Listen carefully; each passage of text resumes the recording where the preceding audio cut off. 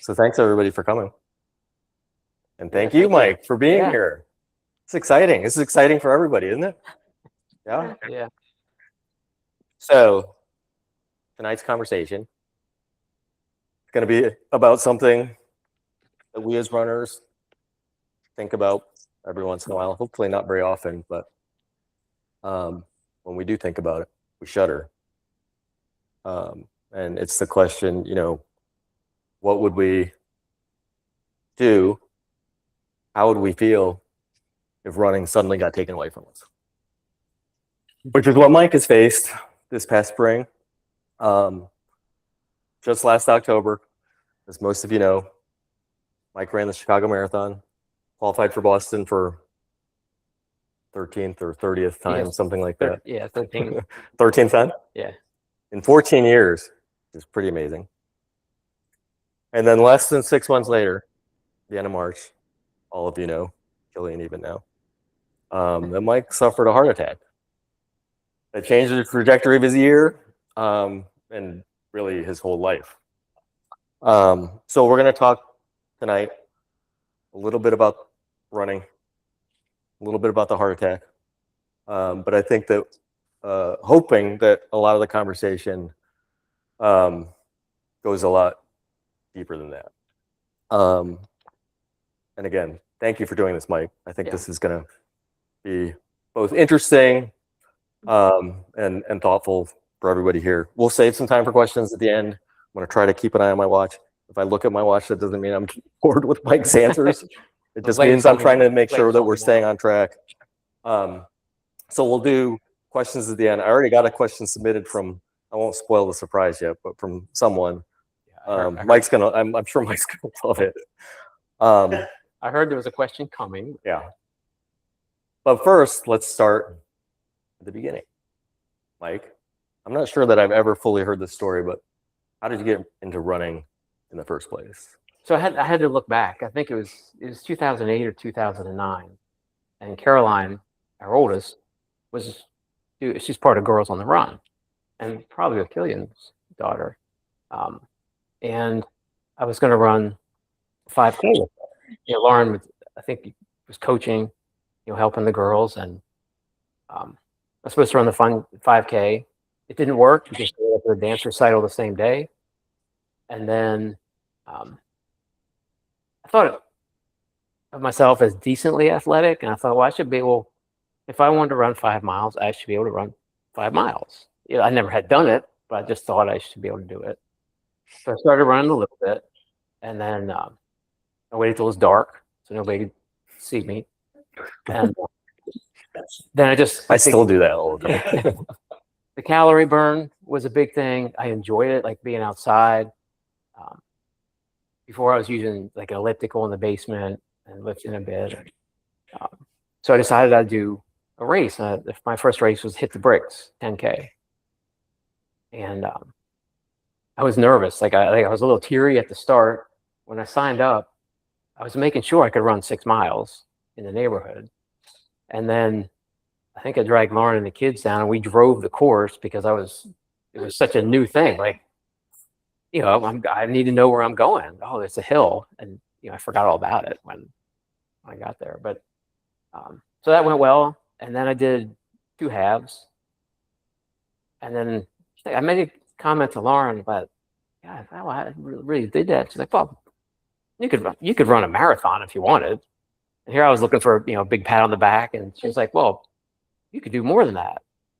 And then I thought about it. And then I'm pretty sure I may have mentioned this to you before, but I was thinking about a marathon. Didn't have any idea how to go about it. And I was on the Charlotte Observer website, and there was this blog, and it was called Run with Aiden.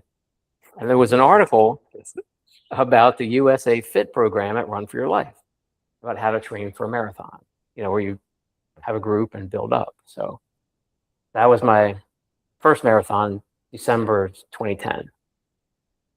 When you finished that, so all this is your fault. Yeah, right. That's what I'm thinking. Totally forgot I even had a blog at one point. That's how Kelly and I met, actually. So you had one, and it mentioned USA Fit. I think it mentioned specifically the university store. where they had it. So, Yeah. and that That's was where I good. met you was through the University City Runners, Road Runners. Yeah, because after that, then I ran with the University City group. Yeah, yeah. Were you like after you finished that first marathon? Were you like, I'm never doing that again, or were you like, oh my god, this is awesome? I was somewhere in between because it was on to the next thing. I finished 4:09, and Joey had a basketball game, so Lauren and the kids left. You know, they had Joey had to get to the game, and I was one of the coaches. So I think I ate 2 pieces of bread, had 2 beers, and then went up and coached the game. And then after that, went home and had ice packs on my knees, and like my arms were sore from like clenching the whole time, and just I was a mess. But I liked it, and then I wanted to beat 4 hours, so then just kept going. You did your first marathon how long after you started the Girls on the Run thing? At least a year. At least a year. Okay. I was supposed to do that. I did the Dowd half, and I forget the second half. Maybe it was the Charlotte half because I wanted to get under 2 hours. So I did that. That was 2009, and then 2010, I did the December. I did the marathon. So when did running go from something that you did to being like a part of your identity, would you say? I think so I really liked the group. It was kind of a fluctuating group. I realized if I did another marathon, I did my second one pretty soon after. And I was thinking of just going back to the Run for Your Life group. So then I realized it's going to be the same thing. It's going to be the same, maybe a few of the same people, but it's going to be the same training. I'm going to get the same results. And then I got introduced to the UCR group, getting ready for I think Myrtle Beach was the second marathon I did. So that was a couple months after Charlotte. And then, that was a good group of people, but you met friends. Was it though? Yeah. Where's Sean? Sean, you're supposed to laugh at that one too. Sorry. Yeah. So then it was just being around people. There's other people interested in doing the same thing. It was good friends, good conversation, and just kept going. It was every Saturday, and it just became part of. Because then I was trying to PR every race. So if I was getting ready for a marathon, I had to hit a pace that I wanted. But there are other people I could run with. There was faster people that I could try to keep up with, like you. And then there were other people that I ran with. Mainly. So I think it switches over. Like running becomes like a part of who you are when people at work or your neighbors start kind of like associating with you with running. That started happening probably as soon as you ran your first marathon. Yeah, like a few people heard about it. I didn't talk.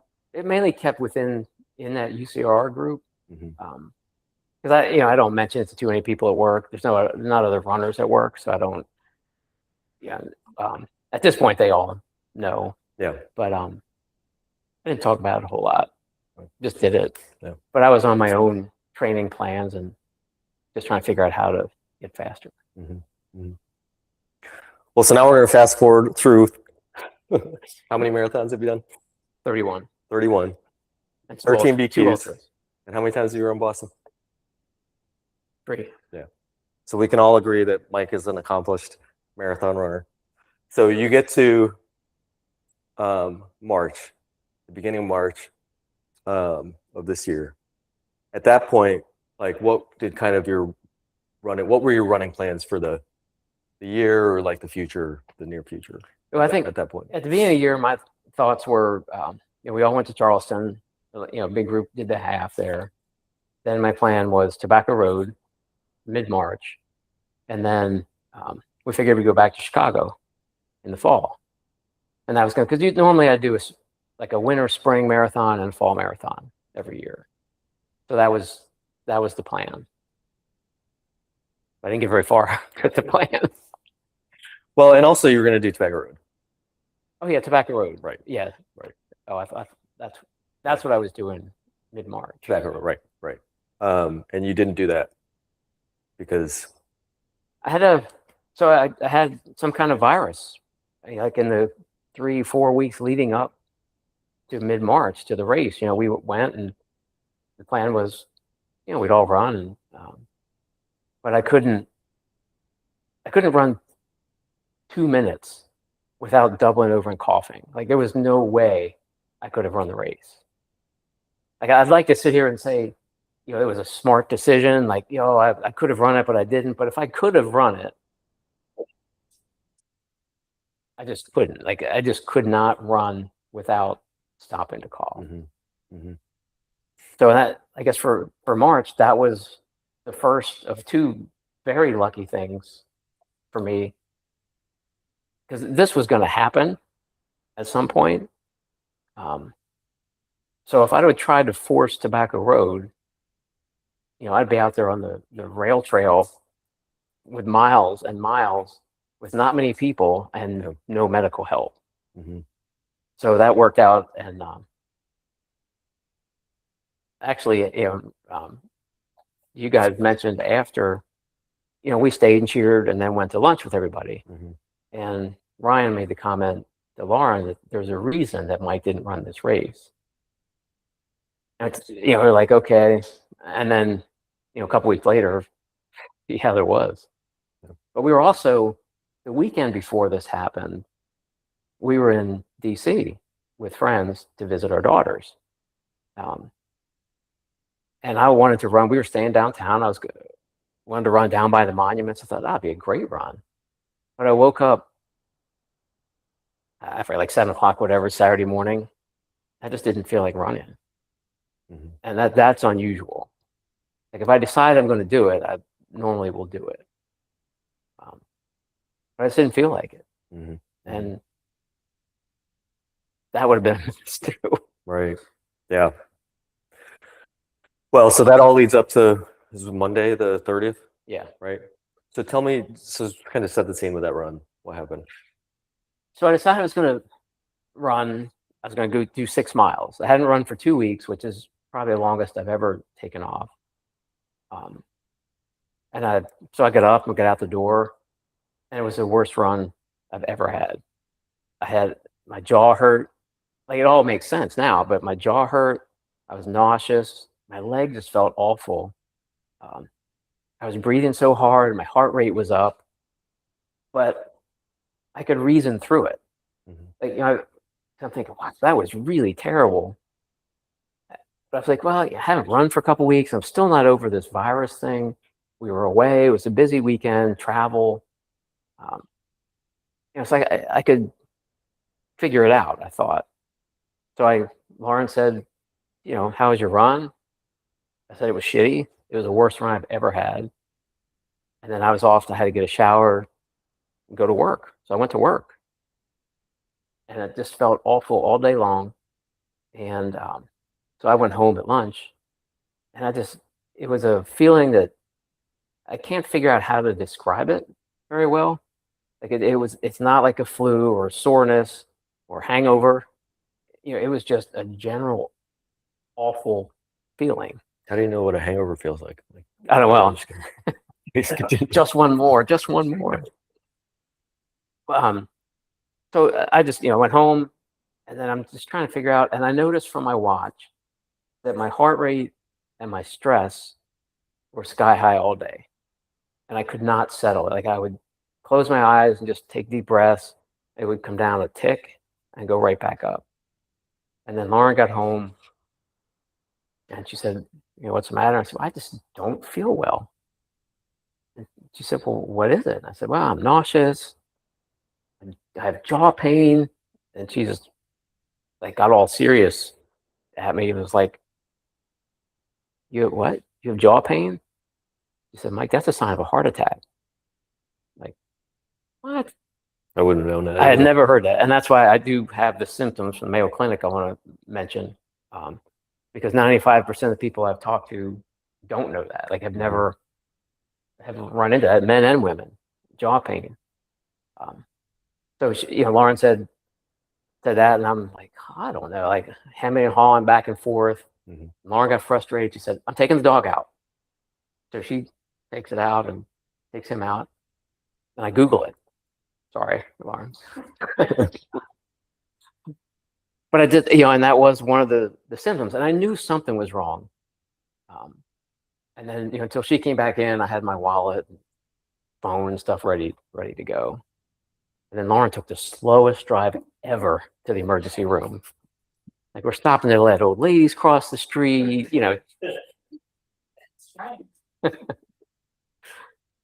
But then, we went to the emergency room, which was way, way, way too long. I don't think the doctor took me very seriously at the beginning until they did there's a test for, I don't know if it's a protein or whatever, but if you have heart damage, your body has this protein in it, troponin. And doctor came back and he said, I don't like your EKG. I don't like your troponin. And he said, it's 13,000, which we looked at each other. It doesn't mean anything to us. And Lauren said, well, what's good? What should it be? And he said, 0. And he said, sir, you're having a heart attack.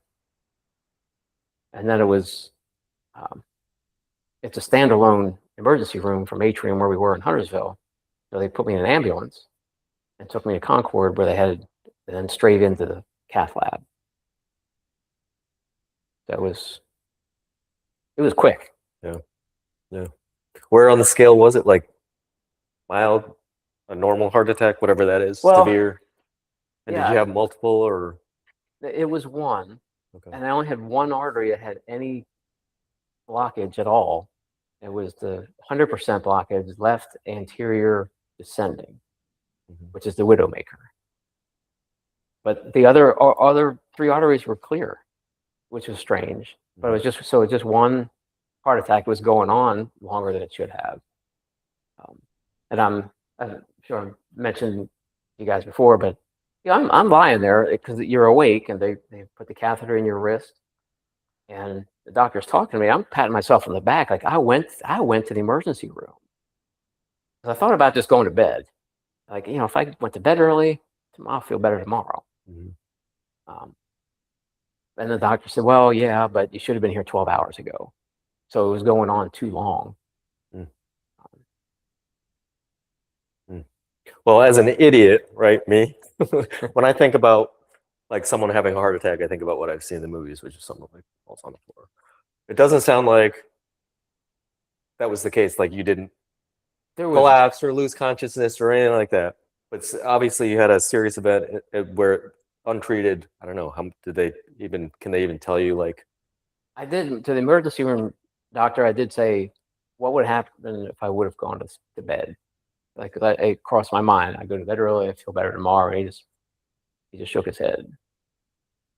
So I learned today, I saw, I was getting the symptoms so I could exactly write, but I learned that 100% blockage is considered a massive heart attack, which to me didn't seem anything like I would have.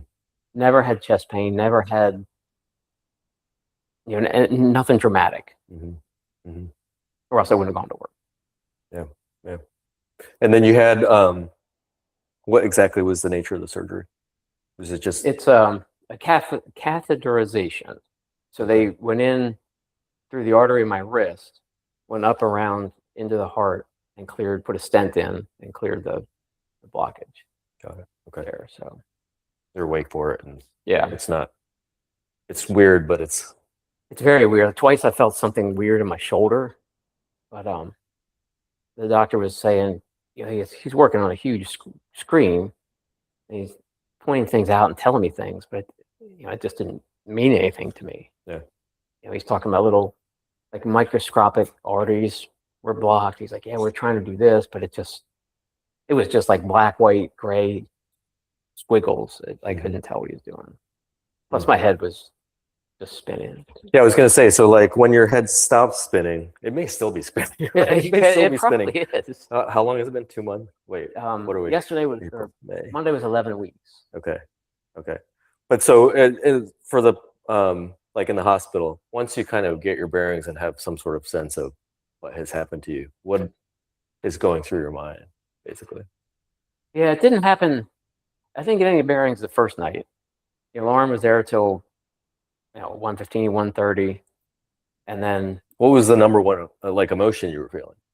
Were you just confused, or were you irritated, or were you like Yeah, it was a little bit, shell a shocked? little fear, because there's like I'm sure my face just went blank when he said, "Sir, you're having a heart attack," because you could tell me a few things were wrong with me if I didn't feel well, and I would understand. The heart, I just would have put at the bottom of the list because I just didn't think that would be me, but nobody does, I guess.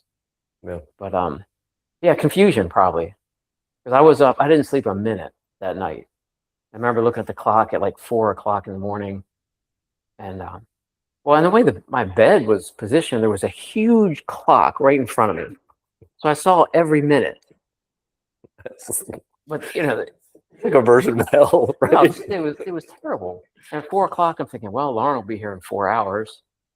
And then plus they're in and out. They're taking blood every time, and so I didn't sleep at all, and my head was just spinning. Like I was just confused. Like, first of all, at that point, I think we knew I was going to be okay. But yeah, it didn't make any sense at all. So I was trying to, confusion. Yeah.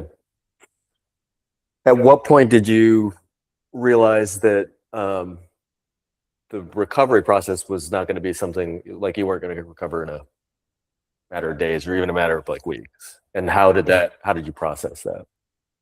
Yeah, I guess the first thing that concerned me, and I was probably a little defiant in my mind, the surgeon came in the next morning and was checking with me, and they give you a book so you can write down questions because you don't get a lot of the doctor's time. And so I had a bunch of questions, and I asked him about running. And he said, well, I said, I have a background. I've run marathons. And he's like, well, and I don't know if he was trying to just tamp down my expectations, but he's like, well, you may not be able to, you probably won't run races. You're not going to be competitive anymore. You're going to be, you have to wait and see. And I'm thinking, well, that can't be. Like, how do you know that? You're an expert. That scared me a little bit. Right. But, he didn't know me or my background really. And also Lauren and I were supposed to go to St. Lucia, and I was still in my defiant phase, I think. And we said, can we go? He's like, yeah, if you get up to that, it was supposed to be what, 3 weeks later, 2 weeks later, whatever. And he's like, yeah, if you feel up to it, that's all right. So I'm like, oh, well, we're going. Like this is not getting in the way. I'm moving on, moving forward. That's what I kept saying, moving forward. And then the closer it got, we're like, yeah, that's not a good idea at all. To be in a different country, and we'd been worried the whole time about food, about alcohol. Can we do this fun thing? Can we hike? No. So we didn't do that. But yeah, that was in a defiant phase there. Yeah. So based on what he was telling you initially, where were you thinking between like, oh my God, I might never run again, and this guy, he's probably doesn't know what he's talking about. I'll eventually get back to doing what I was doing before. I was more on that side. Yeah. Like, he doesn't know what he's talking about. Like, of course I'm going to run, but and then you realize, I'm thinking, he's the expert. Like, he's seen thousands of patients probably. So that was my first concern. And I think part of it was, well, one thing, I didn't have a lot of time to think about it. It all happened so fast. Right. And then, I was just focused on the next thing. So I wasn't really too concerned about what he said about running. Yeah, he said I wasn't his typical heart patient. So that was a plus. In the sense that your fitness level was way higher than a normal person. Yeah, I think I was a little younger than most of his patients, probably. Yeah. But yeah, he worried me. It pissed me off a little bit. But like I said, I was in.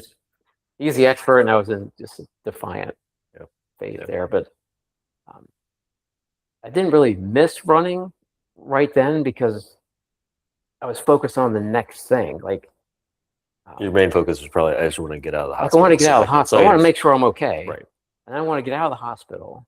And then I had to clear, like I had a lot of lightheadedness. Like they had very strong blood thinners Mhm. in me. And they had, at first I wanted to get rid of the IV because I had to, even when they would let me get out of bed, I had to drag that thing with me. You know, because I just had like small miles. It's like a marathon. You know, you have your goo at whatever 5 miles. You do this. You take Dorley pills. Milestones. It was. I need to get rid of this IV. I need to get out of the hospital, clear a lot of the dizziness, then figure out the put the fear of God in us about sodium. So we're like, oh well, we have to change. You know what we eat, how we do things. We don't even use it, but still, it felt like that was such a important thing. So he was figuring out the changes we had to make, the medicines, like so many pills. Yeah. And I haven't, I never really had any prescription that I took, so that's all very different. Yeah. So what made you matter? Him saying that, oh, you're never gonna go back to where you were, or him saying, I don't know what the 2 Diet Cokes a day is. Yeah, that wasn't really a conversation. That was on the list of questions. Yeah. I got one, and now I think I'm fine with two. It's You're back to normal. Yeah. And I buried the alcohol question. I told Ron, like, all right, I want to know when I can have a beer or a glass of wine if I want a beer or a glass of wine. I said, I'm not going to ask that first, because I do. He's going to mark the chart and he's going to say, this guy has a problem. So I asked about work, when I could go back to work, when I could run, one or two other, like the Diet Coke question. And then, oh, by the way, if I want a beer, when can I have a beer? The beer mile question was way down the list. Right? We're not there yet. Not there yet. That one wouldn't pass. That wouldn't pass Dr. Lauren. Yeah. Well, so then you get home and you get your bearings after the immediate shock of being told you had a heart attack or having a heart attack. A few days ago, you're in the hospital for a few days. You get home and you finally get your bearings, kind of like a little bit more, being home and that kind of thing. Like if you say like a week after you got home, if no one had told you you got to ease back into running, would you, like a week back after getting home, did you feel strong enough to go out and do something? No.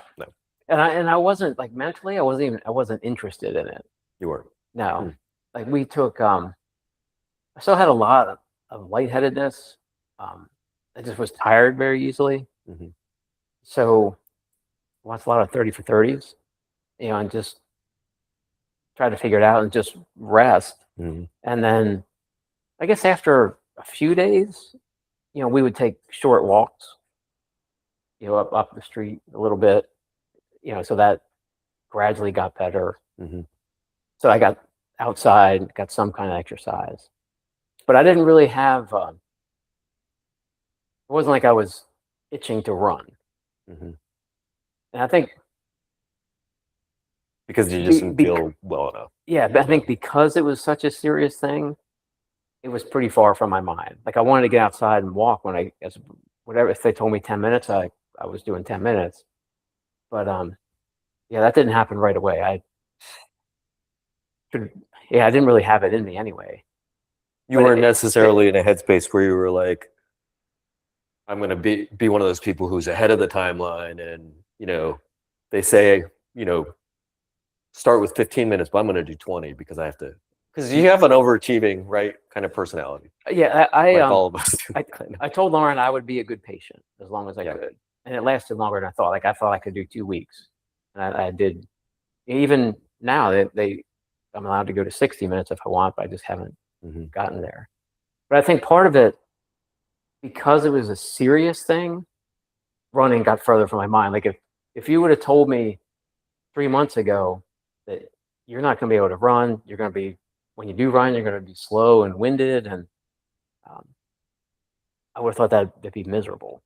I mean, the running part is a little miserable because I'm reading so hard, but I would have thought mentally it would have been a lot tougher. but I just didn't have the desire to do it because it was, like I said, if it was something lesser, like some kind of injury, Mhm. and you would have said, "Hey, you're not going to be able to run for 3 months," I'd have been a little flattened, like, "What? Mhm. Yeah, no way." And then I probably would have been not a good patient for that. But I think because it was a serious thing, like my body knew it. Like I couldn't have run if I wanted, Mhm. but if I tried. Did it come to a point where that tipped, though, where you started feling Yeah, I did. a So desire but couldn't I do did what you ask. I said, desired to "Hey, do? what can I do?" When I was a cardiologist, and we went to see her, and I was thinking about it at that Mhm. point, and I think she said, "Yeah, I could do 20 minutes at that point," and then later she said 30, and then when I went to the first cardiac rehab program appointment, one of the nurses, they're doing all this initial testing for your first day, and I said, it's at a gym, basically a hospital's gym, and there had a bunch of treadmills. I said, when can I do the treadmill? She's like, well, you could probably start doing some intervals if you want, some short, quick intervals. I'm like, really? I'm like, okay, well, that was good. Then I was like, okay. Um, and then we did clear it. Like I had them, I said, I didn't just rely on her opinions. I wanted them to go to the cardiologist to make sure. Mhm. And she said, I think that was the point. She said 20 minutes. And the next time we saw her, then I think she said 30 was okay. Of So continuous running on of she didn't really specify. walk run kind of. Yeah. Yeah. Yeah. So How did that feel? that felt great. Like physically and kind of emotionally. Yeah. I think the emotional part was huge, and probably for Lauren too, because when you go to the rehab program, the first thing they do is they put a bunch of heart monitors on you. And there's a group of us, and there's this whole team of nurses, and they all have stands with laptops, and they have everybody's heart rate and um, like heart rate variability, like they're watching you. Because if I would have tried, I would have been terrified to run on my own from home, for example, and for my heart rate to get up. I mean, like, is that okay? Like, how does it feel? How should it feel? Mhm. But if I have the monitors on there and nurses are watching and they have doctors right upstairs, like mentally, I'm like, okay, I can do this. And I took it easy the first 2 times, I think.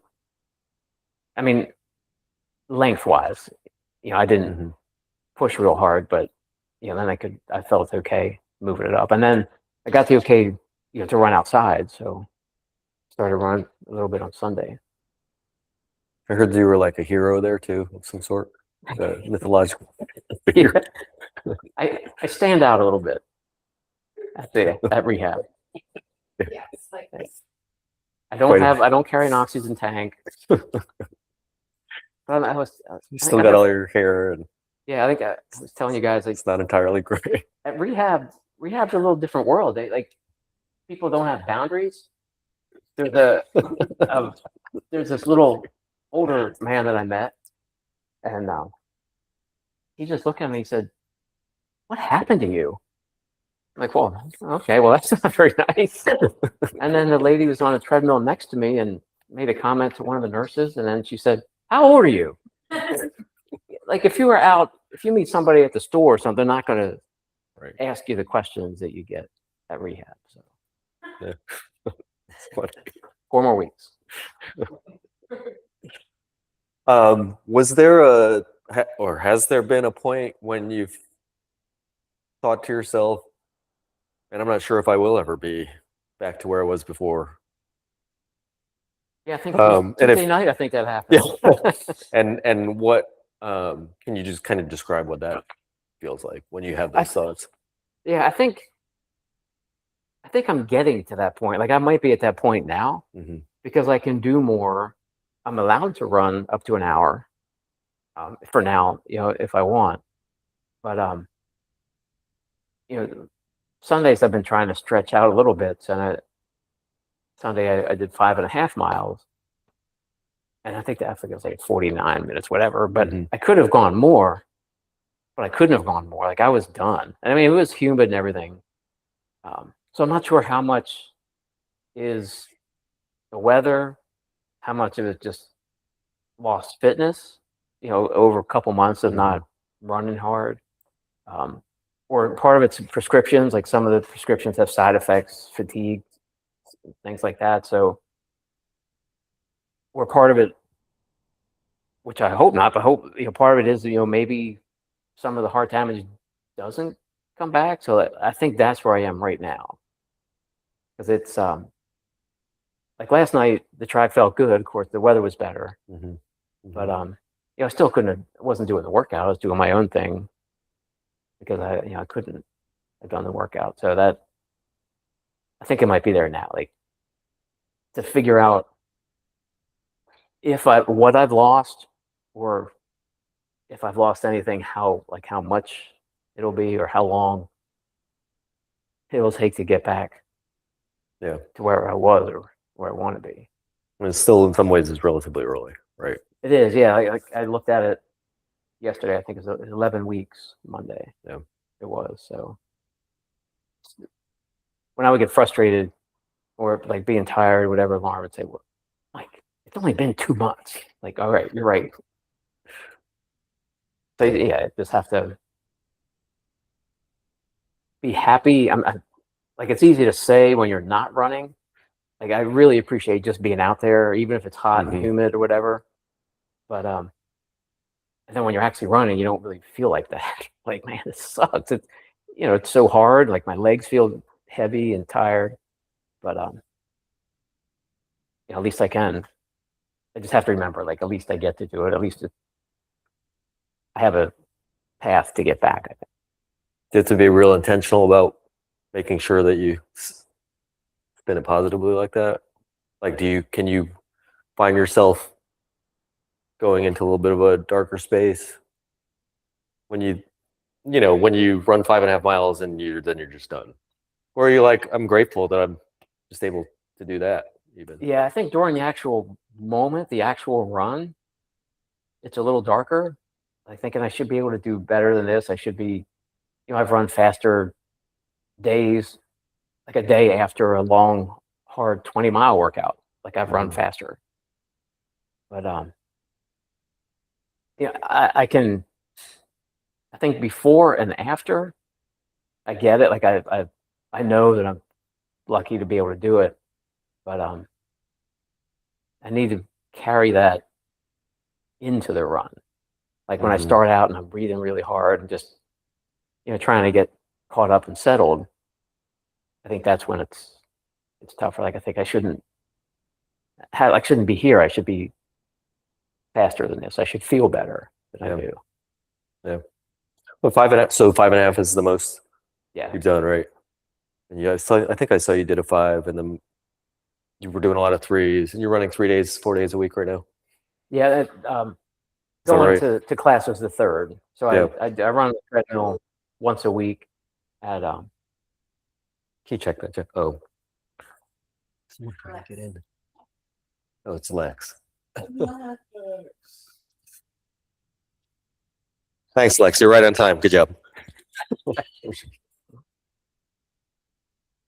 Yeah, right now 3 days a week. Shorter, a little quicker runs.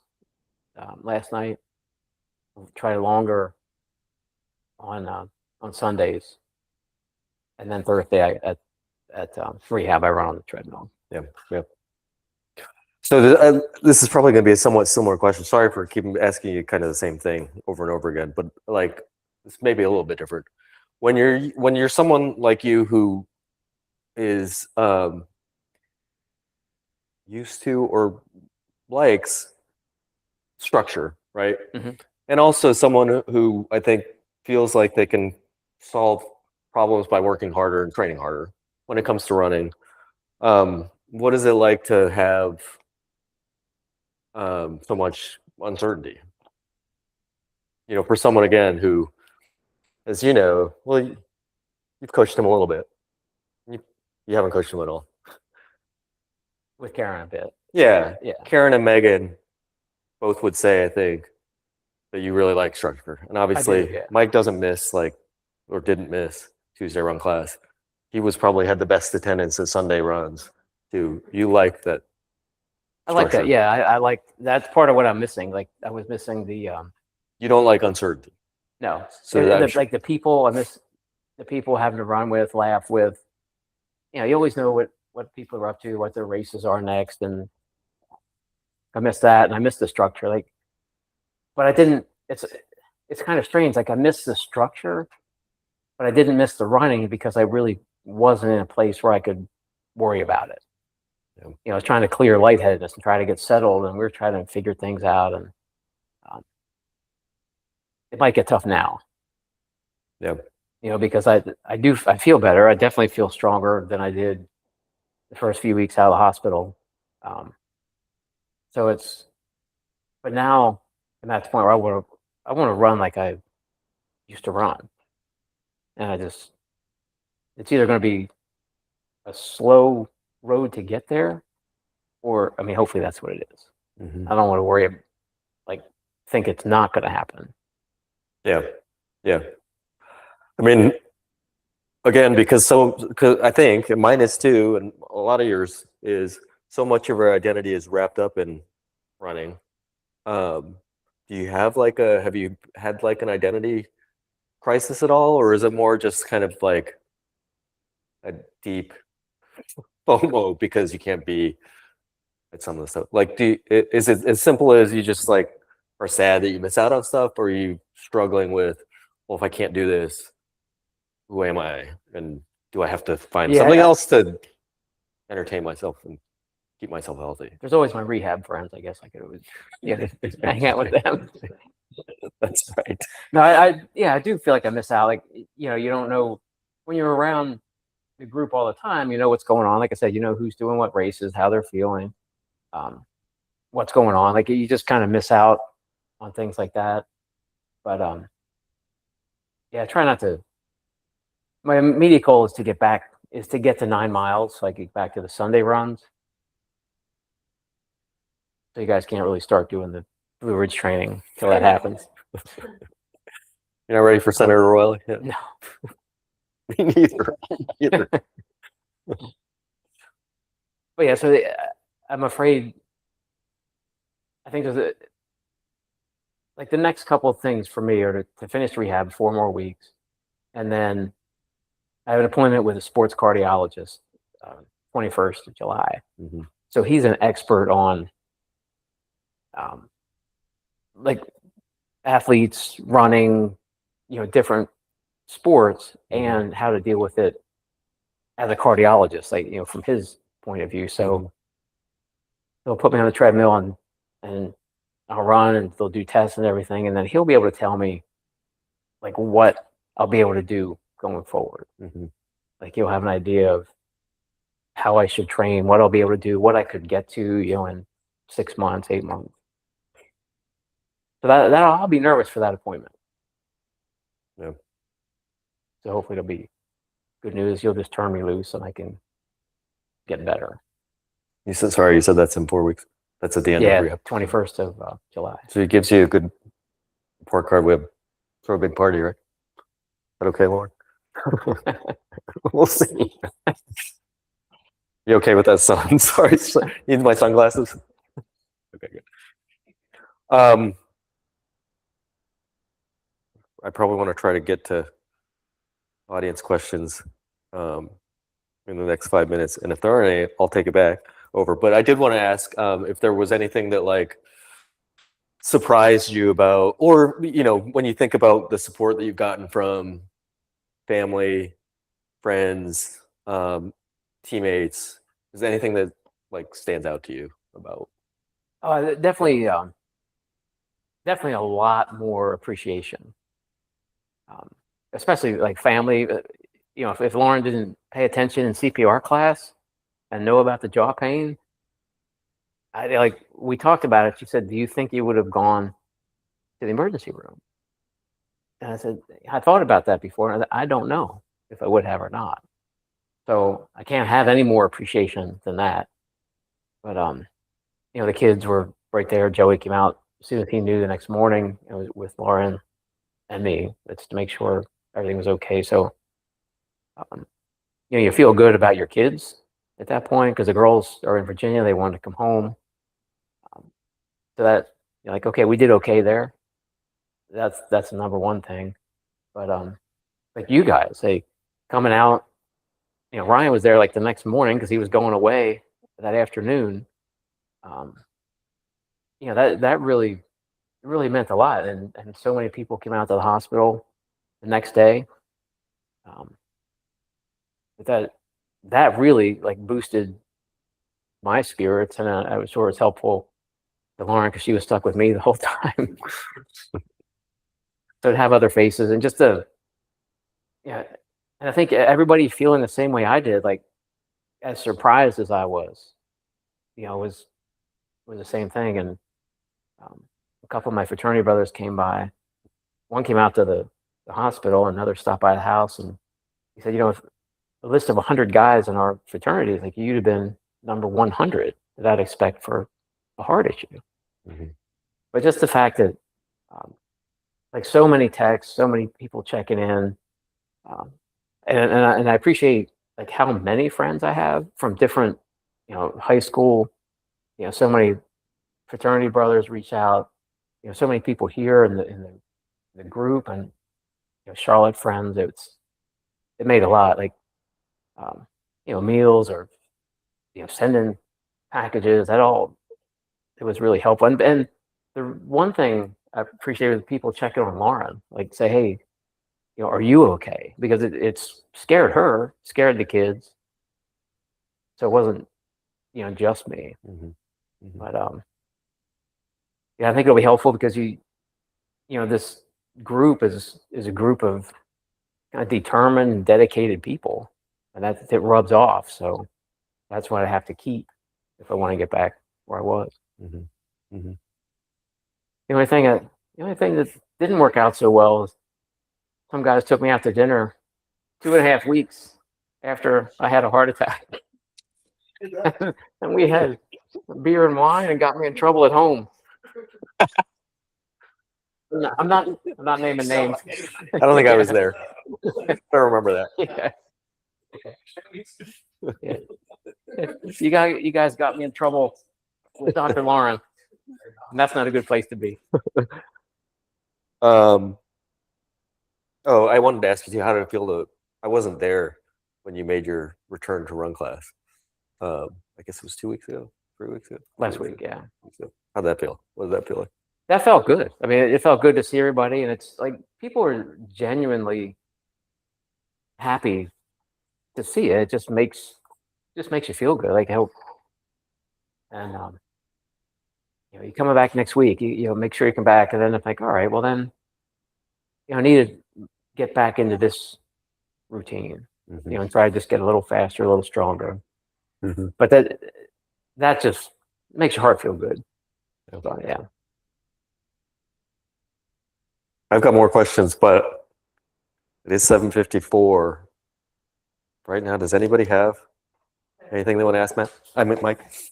I was just going to say, you're only 11 weeks, 2 days away from this, so I think you just have to show yourself a little more grace. But like, if I was in your situation, I would not wear my Garmin watch. Like, you probably know 4-mile loop, 3-mile loop, 5-mile loop, 6-mile loop from the guns, and just go on without looking at the watch. I think you'll enjoy running so much more by not kind of being where you were and comparing yourself to like the new Mike, and you're the new Mike now. And so the exciting thing about it is every single race that you do is a PR.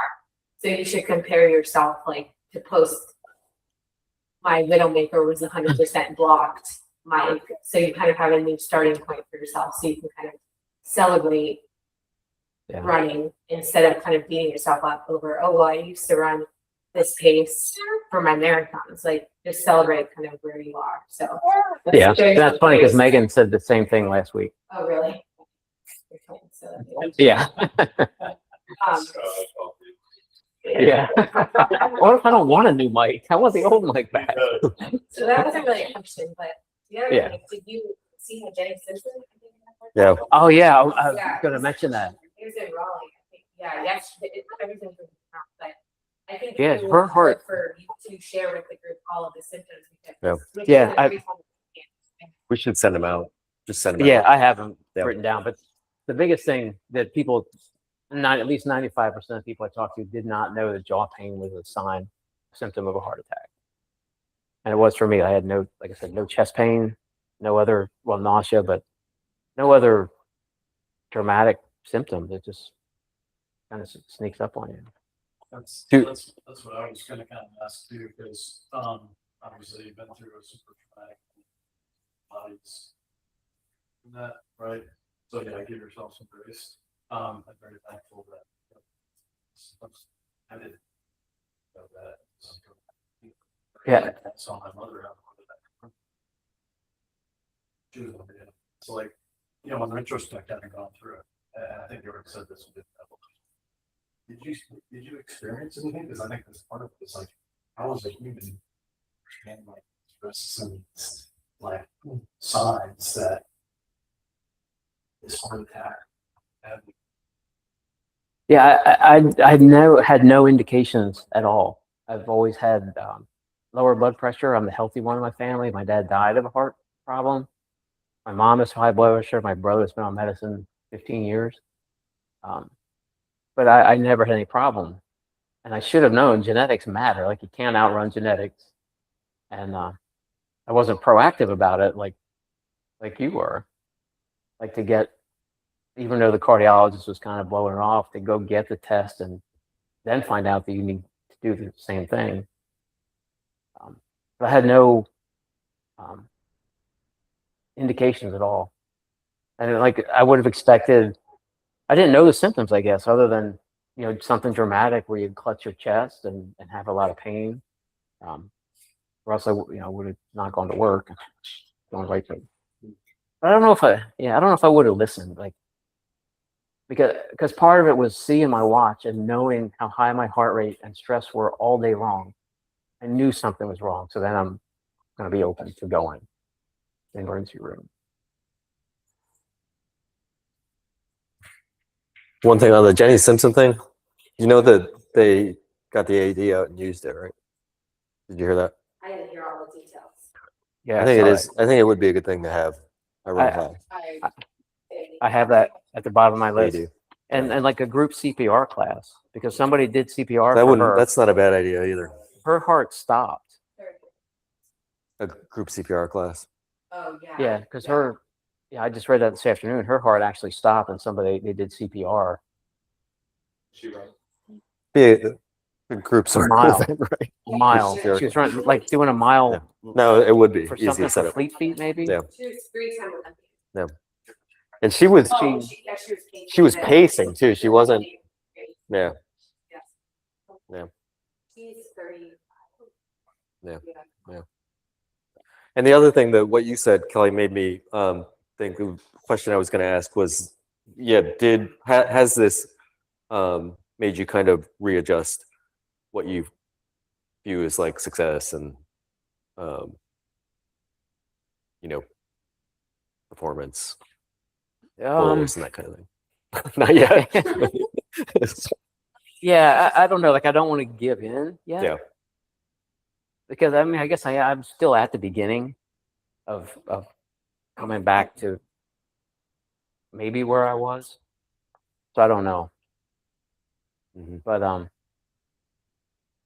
I would imagine it would frustrate me.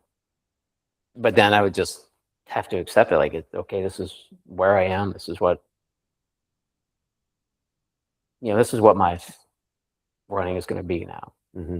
Mm-hmm. So a lot of it will depend on what the sports guy says. Yeah. Maybe I'll listen to him, maybe not. Who else has questions? Anybody online? We're here. Is this where you mute Sean? Sean. Oh yeah, Sean. Do you want to ask your question, or you want me to ask it? You should ask it. We hear him. Can you hear me okay? Yeah. Yeah. Sorry, I'm dragging my groceries across my front lawn. So bear with me. Yeah. So obviously, we're all very happy that you're alive, Mike. We're very relieved. My big Good, me pressing too. question. My big question is, how do the professor and Mike Schreder feel about all this? I don't know I don't know who he's talking about.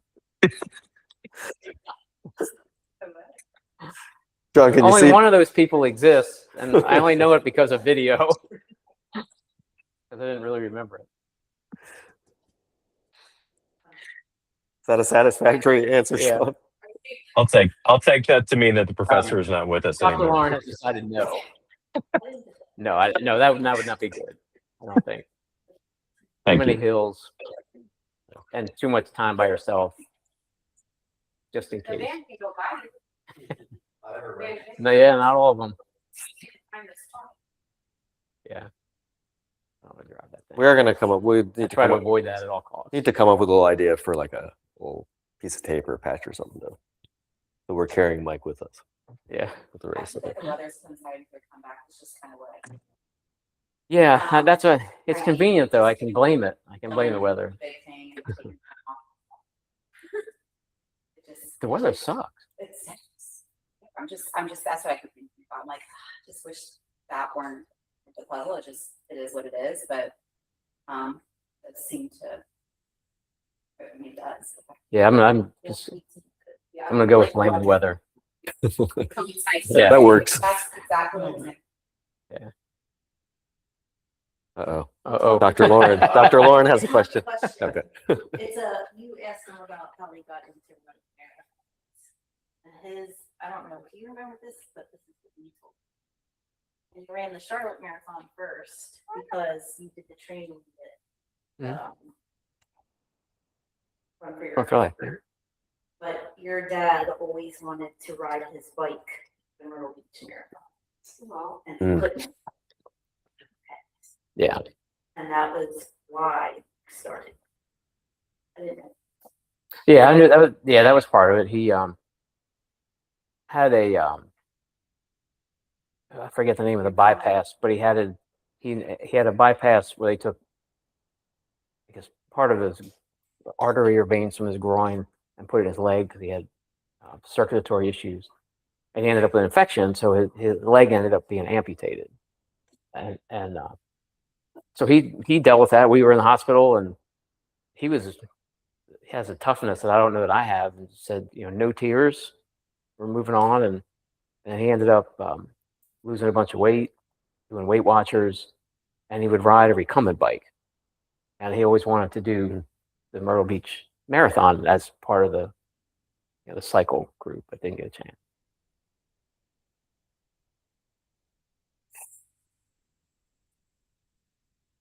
Do I get the last question? No, I'm glad you brought that up. Do I get the last question or anybody else? Chuck, you got anything? What's the number one thing that maybe you appreciate now that you might have taken for granted before all this happened? Would you say? I'd say it's a little of everything. It's definitely taking a deep breath. Just, you can't, I won't be able to do everything. I have to remind myself because I'm not good at it, but I won't be able to do everything right now. Mm-hmm. I just have to listen to the doctors, do what they tell me I can do, not overdo it. Because I'm not sure how, like if I overdo it, how would I know? If you're trying to come back from a foot injury or something and you run too much or too fast, you know it. Like, you know exactly what it's going to feel like. But if I overdo trying to heal heart muscle, like how does that feel? Like how would I know? So it's kind of getting comfortable with things like that. But I appreciate the friendships, like all of you guys, checking in, even though taking me out to dinner wasn't such a good idea. It sure was a lot of fun to get out of the house. But yeah, all the people, family, like how I feel great how our family reacted, and all the friends that were around. Mhm. So that was the coolest thing to come out of the whole thing. Yeah. Besides this interview. Right, of course. Aaron said the same thing after hers. Well, we're all rooting for you, Mike, as you continue to recover. From the outside, I think what we've seen is you navigating a tremendous amount of uncertainty with a lot of thoughtfulness, a lot of grace, and a lot of honesty. From the inside, I'm going to have to interview Lauren next week to get the real story on that. But we, like whoever said it, we're glad did you say it? Or Sean said it, or you said it. We're just glad you're alive and here to continue to share this journey we call life, and particularly as a running tribe. So thanks for doing this. Thanks for, sharing about this chapter in your life that's not yet finished. And thanks to you guys for being here. Yeah, thank you. Thanks, Mark.